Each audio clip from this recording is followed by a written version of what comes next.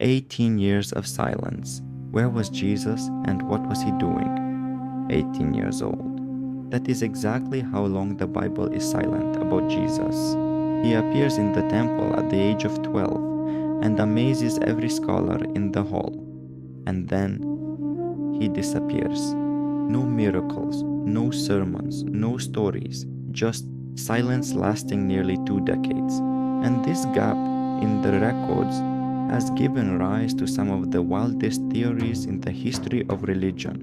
Secret journeys to India, Buddhist monasteries in the Himalayas, a forged manuscript that fooled the whole world. But the truth about those 18 years is more terrifying than any legend. Because it's not about mysticism. It's about work, about poverty, about losing a father, about what it's like to be completely invisible and to keep going anyway, and also about the details that have been hidden in plain sight in the text of the Gospels for 2,000 years, until they were finally spotted. If you're ready, let's start with the part that's always overlooked. From a village that officially didn't exist. To understand what happened during those 18 years, you need to start with the place where Jesus lived. Because first century Nazareth is not what you imagine when you hear the words biblical city. It was a dump, literally. Archaeologists estimate the population at between 200 and 400 people. It's not even a village, it's a hamlet. Buried in the hills of Lower Galilee, far from any major city, far from any center of power. The Roman historian Josephus wrote detailed chronicles of this region. Nazareth is not mentioned in them even once. When one of Jesus' future disciples first heard where he was from, his reaction was, "From Nazareth? Can anything good come from there?" That was its reputation, a nobody village full of nobodies. Houses were built from local limestone. The roofs were flat. The windows were tiny, if there were any at all. Families shared common courtyards. The whole village lived like one big family. Everyone knew everything about everyone else, and nothing remained a secret. But here's what's important to understand about those 18 years. Life in Nazareth had its own rhythm, and it was this rhythm that shaped Jesus more than any exotic journey. Every week was Shabbat. From Friday evening to Saturday evening, all work ceased. Families gathered at the synagogue for prayer, scripture reading, and discussion. The Gospel of Luke clearly states, attending the synagogue was a custom for Jesus. That is, he did this his entire life, not just from the start of his ministry, from childhood, every week, without exception. And the synagogue in such a village was not just a place of prayer, it was a school, a court, a place for debate, the stage where the entire life of the village unfolded. And most importantly, it was there, in the synagogue, that the entire Torah was read week after week, the entire text in a year, in its entirety. By the age of 30, Jesus had heard the entire Torah read more than 12 times, the prophets, the Psalms, the books of wisdom. The words sank into him until they became part of his way of thinking, part of the way he spoke. But the synagogue is only half the picture. 3 times a year, Jewish families were required to travel to Jerusalem for the major holidays.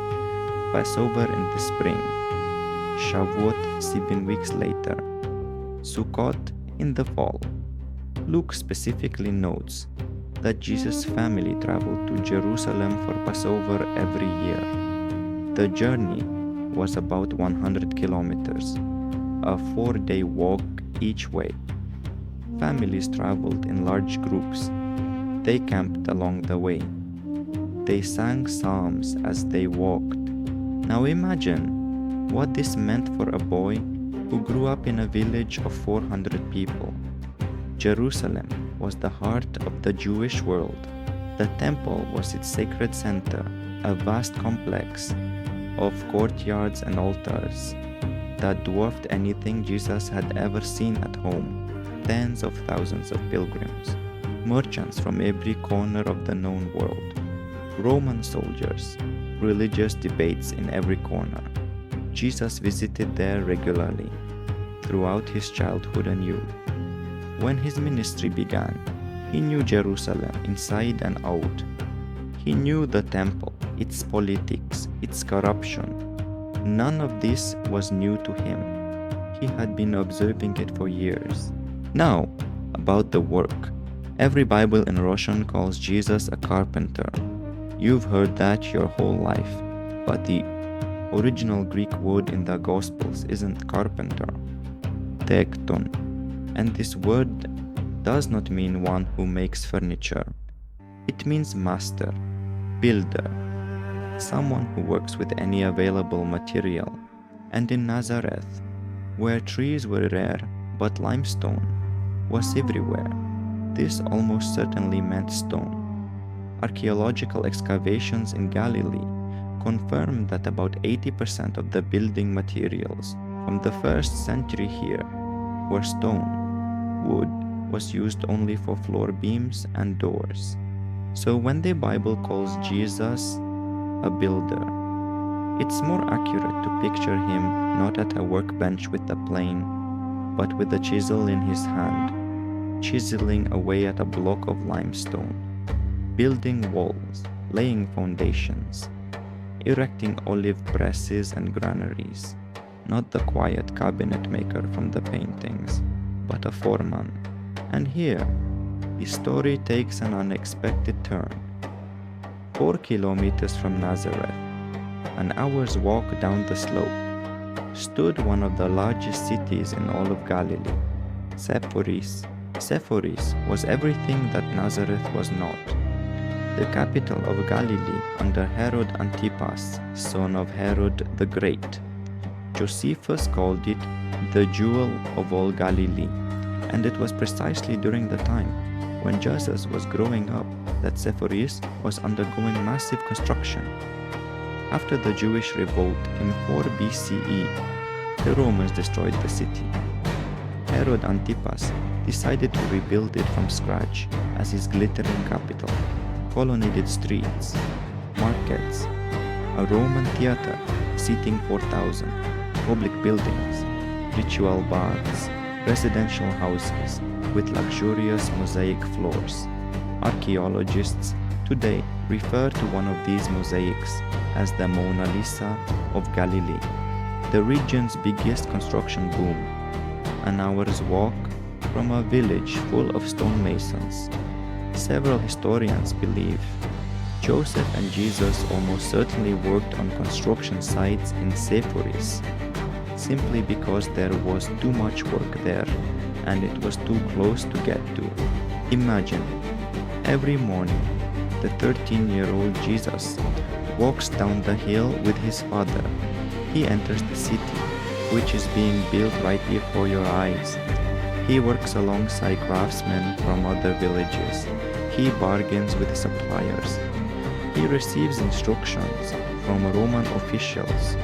He sees Hellenized Jews who speak Greek and live completely differently from the conservative families back in Nazareth. And here's a detail that will forever change the way you read the Gospels: the word hypocrite. Jesus used it constantly when criticizing religious leaders. It comes from the Greek word for a stage actor, a person who wears a mask. There was a theater in Sepphoris full of actors in masks. Jesus probably saw them with his own eyes. His famous saying, "A city set on a hill cannot be hidden." Sepphoris stood on a hill visible for many kilometers around. Jesus saw it every day of his childhood. But here's what's striking. Jesus never mentioned Sepphoris in the Gospels, not once. And there is no record of him visiting it during his ministry. Why?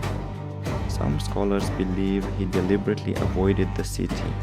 because Sepphoris symbolized exactly what he intended to oppose: the collaboration of the Jewish elite with Roman authority, wealth built on the backs of peasants, a system he had come to destroy. But the most powerful evidence isn't in what Jesus saw, it's in how he spoke. Go through every parable, every metaphor, every image in his teaching. You will find farmers sowing grain, shepherds searching for sheep, fishermen with nets. Video: the massive stone blocks of the temple in Jerusalem. Monumental architecture, 8 seconds, and builders, foundations, cornerstones, stone upon stone. But you know what you won't find? Carpentry, almost nothing about wood, not a single parable about cutting boards, not a single metaphor about woodworking joints. For a man who supposedly spent 20 years working with wood, the absence of wooden imagery is simply astonishing. If you've been doing something every day for 20 years, it shows in the way you talk, and it really shows, just not with wood. On this rock I will build my church. The stone the builders rejected has become the cornerstone. Everyone who hears my words, I will liken to a man who built his house on a rock. The cornerstone is the first stone laid in the foundation. All other stones are aligned with it. If the cornerstone is laid incorrectly, the entire building will be crooked. Jesus chose this image because he understood it from the heart. He himself laid the cornerstones. He knew what happens when you make a mistake. There's one more detail that makes the parable of the house built on the rock seem completely different. If you know the context, the soil around Nazareth is sandy. In the summer, during the dry season, it looks solid, even deceptively reliable. But when the spring rains come, it softens and becomes unstable. First century builders in this area knew you have to dig down, sometimes 3 meters, through the sandy top layer until you reach bedrock. Jesus wasn't speaking in a beautiful metaphor. He was describing his work. He knew from experience. A lazy builder who skipped the hard work of digging the foundation lost everything when the rains came. And he knew the one who did the work that no one sees, the foundation buried underground, was the one whose house stood firm. This parable is not philosophy, it is a professional lesson. To a person who has never dug a foundation, these words would touch them like poetry. To a person who has dug one, they would strike them like a memory. And here's the important thing. Most of the people listening to Jesus were exactly that kind of people: fishermen, farmers, builders. They knew exactly what he was talking about. Firsthand, he spoke the language of their labor, because that was his language too. Now, we need to talk about what changed everything in this house, what the Bible speaks of indirectly, but clearly enough to understand. Joseph, Jesus' father. The Bible never explicitly records his death, but he disappears completely from the narrative after the scene in the temple, when Jesus was 12. Throughout Jesus' entire ministry, Joseph is never mentioned once. When the people of Nazareth described Jesus, they called him the son of Mary. In that culture, a man was identified through his father. There was one exception: if the father was no longer alive. If Joseph died while Jesus was still a teenager, the consequences cannot be overstated. As the eldest son, Jesus became the primary breadwinner for the entire family. And according to the Gospel of Mark, the family was large. Brothers, James, Joseph, Judas, Simon, plus at least 2 sisters. That's 7 children. with their mother. That makes 8 or 9 people. Imagine, you're 15 or 16 years old. Your father has just died. And now, you're responsible for feeding and providing for 8 people in a village where work is scarce and money is always tight. No time to travel around India. Every day is about survival. This is the reality that most historians consider defining for the silent years of Jesus. No exotic travels, no secret teachers, just a young man working with his hands so his family wouldn't go hungry in one of the poorest corners of the Roman Empire. But then a question arises that has puzzled people for 2000 years. How? How does a bricklayer from an obscure village suddenly appear at the age of 30 with such a level of wisdom, authority, and eloquence that he astounds professional scholars? Where did it come from? This question has given rise to some of the most incredible theories in the history of religion. Let's start with the first one. It involves a forged manuscript, a Russian adventurer, and a Buddhist monastery in the Himalayas. 1894.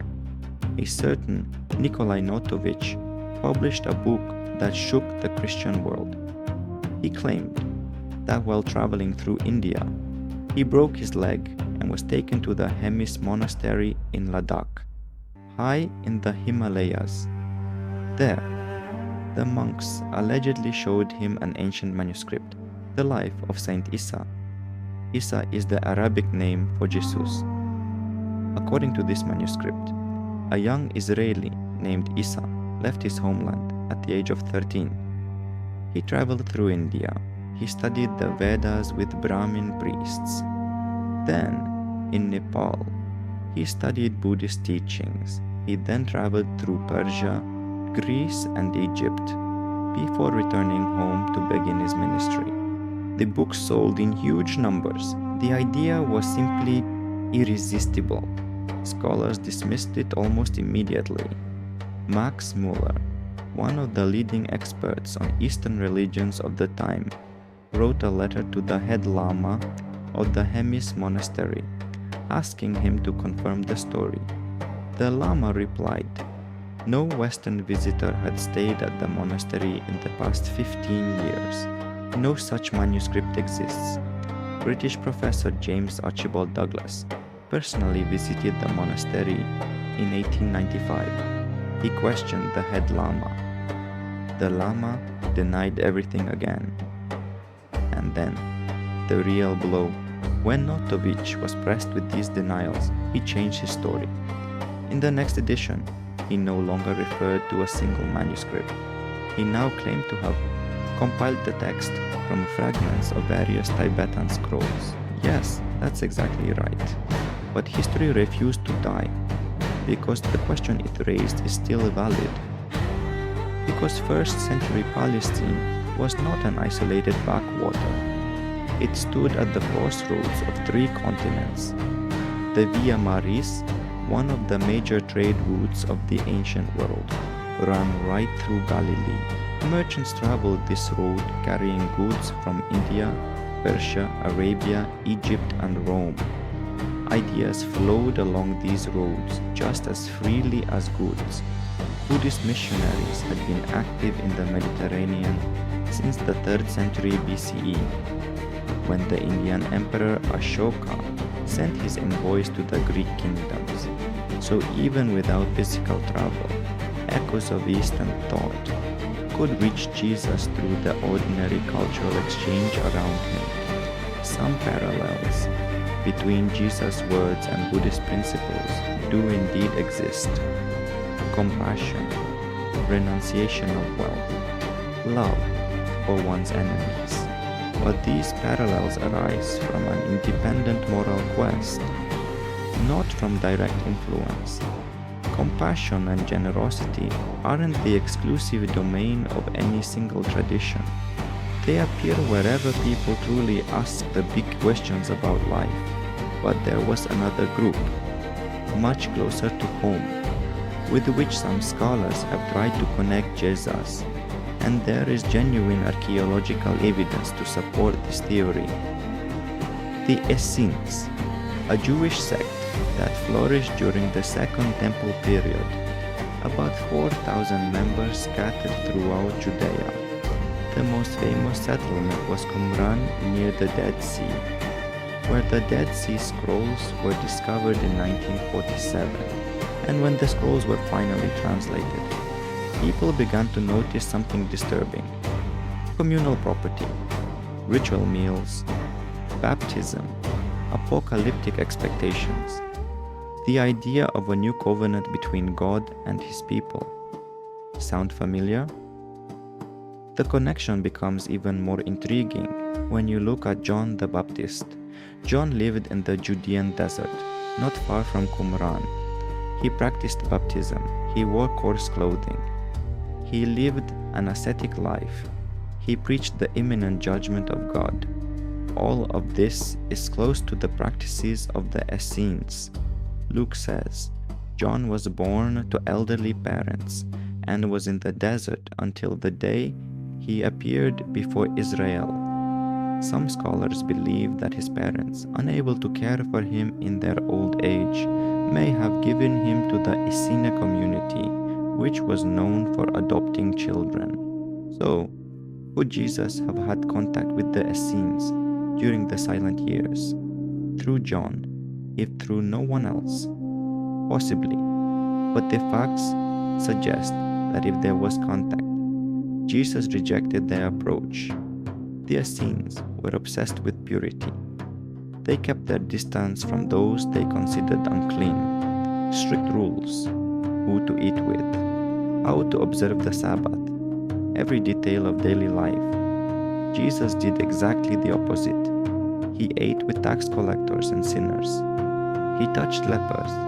He healed on the Sabbath. He welcomed Gentiles. If Jesus knew the way of the Essenes, he consciously chose a different one. But before we get to what really explains those 18 years, we need to talk about the texts that attempted to fill this gap long before any modern theories, because they are absolutely wild.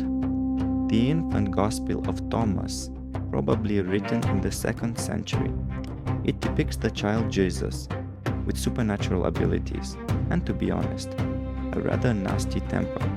In one story, a boy accidentally bumps into Jesus on the street. Jesus curses him, and the boy drops dead. In another, a teacher tries to teach Jesus, but Jesus humiliates him, showing that he already knows more than the teacher. There's a scene where Jesus molds sparrows out of clay on the Sabbath. Someone criticizes him for working on the holy day. Jesus claps his hands, and the clay birds come to life and fly away. None of the major Christian denominations consider these texts authentic. The early church fathers deliberately excluded them. The character of Jesus depicted there does not match that described in the recognized Gospels. But the very fact of their existence speaks volumes. As early as the 2nd century, Christians were eager to know what had happened during those silent years. The silence troubled them then, just as it troubles us now, and theories continue to emerge.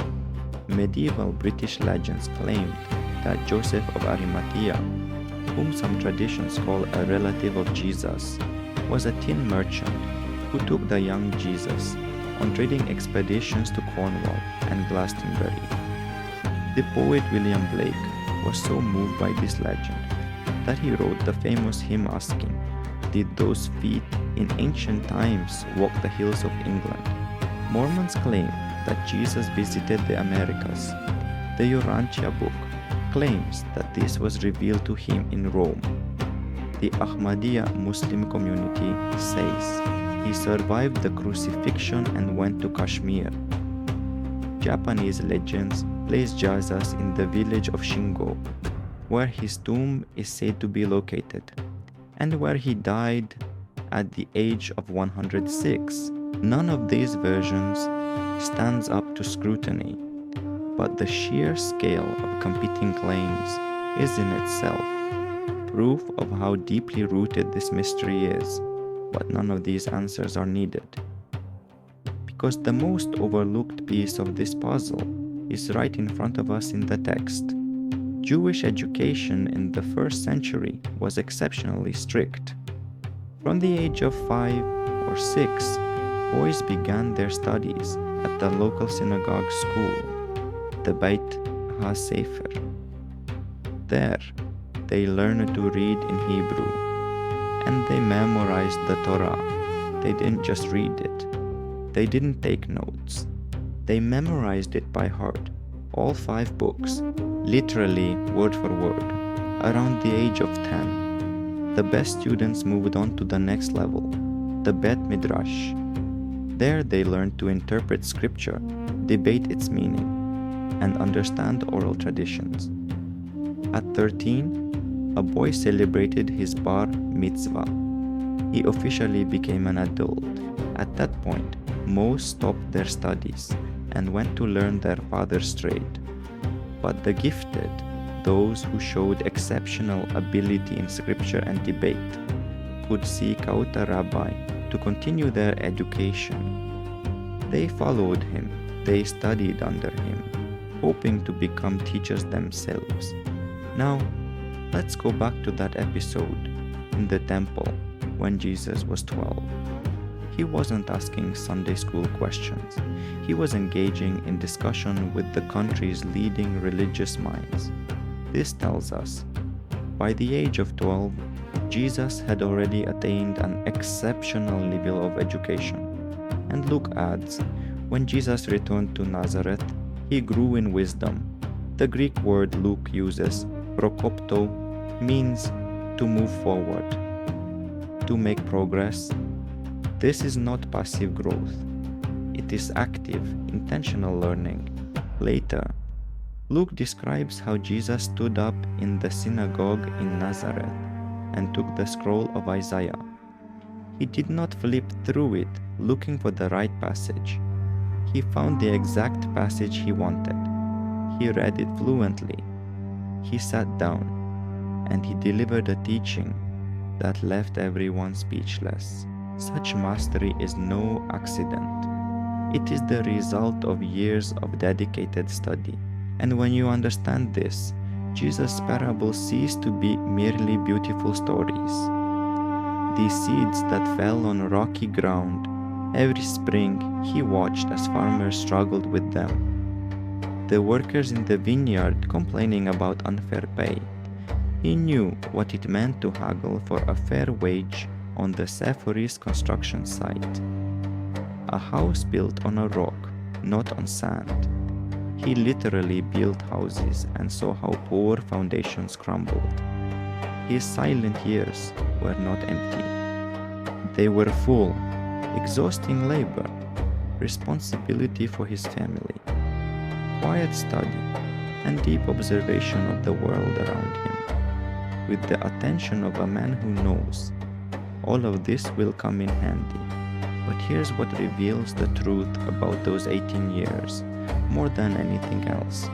When Jesus finally began his ministry, the people who knew him best were completely shocked. When he returned to Nazareth and taught in the synagogue, the reaction of his own neighbors was, "Wait a minute, isn't this the carpenter? Don't we know his family? His brothers and sisters are right here. Where did this come from?" But it wasn't just about the neighbors, it was about his own family. The Gospel of John says plainly, for even his own brothers did not believe in him. John 7:5. His brothers, people who grew up with him under the same roof, ate at the same table, worked side by side for years. And that's worse. The Gospel of Mark describes a moment early in Jesus' ministry. His family came to take him away by force. The text says, they thought he had lost his mind. Think about what that means for those quiet years. For nearly 2 decades, Jesus lived under the same roof with these brothers. James, Joseph, Jude, and Simon. He shared meals with them. He worked alongside them. He helped raise them after their father's death. He was their older brother, their provider, their protector. And when he finally revealed who he was, what he had been preparing all this time, they didn't celebrate. They tried to drag him home. This tells us something painful about those silent years. Jesus didn't live in a warm, supportive atmosphere where everyone recognized his greatness and rooted for him. He lived with people who saw nothing special in him, with people who were later ashamed of him. Whatever was going on inside Jesus during those years, whatever understanding he was building through study, prayer, and observation, he did it in complete solitude. No one in his household understood. No one in his village saw what was coming. 18 years of silence, and no one nearby to share what he was carrying. And here's the twist that makes it even more striking. James, the brother who didn't believe, who thought Jesus had gone mad, who tried to stop him. This James later became the leader of the entire Christian church in Jerusalem. Something had changed his mind. According to Paul's letter to the Corinthians, Jesus appeared to James personally after his resurrection.